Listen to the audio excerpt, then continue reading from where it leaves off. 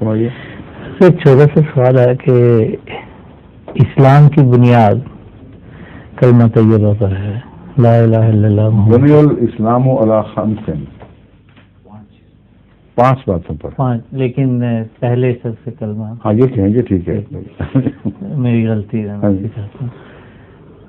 لیکن یہ پورا کلمہ اس صورت میں پورے قرآن شریف میں کہیں بھی بیان نہیں کیا گیا. الگ الگ ہے، لا الہ الا اللہ کا ذکر ہے، محمد رسول اللہ کا ہے، لیکن پورا نہیں ہے.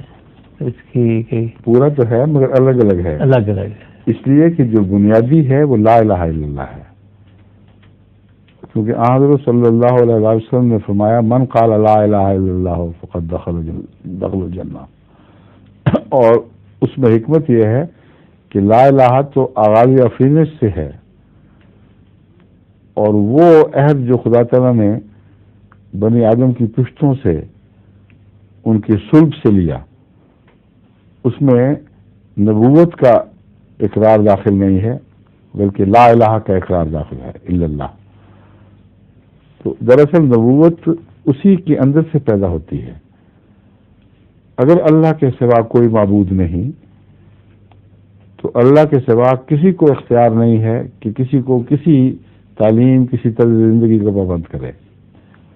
اس لیے اللہ ہی سے اختیار پھوٹیں گے، اور اس کا لازمہ نبوت ہے.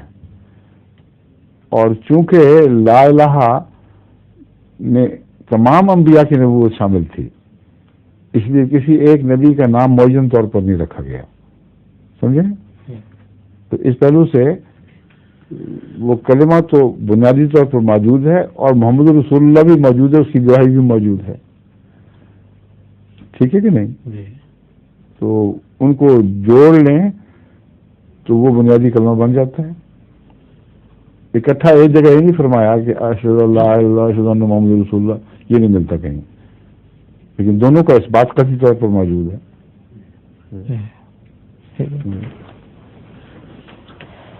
ظہور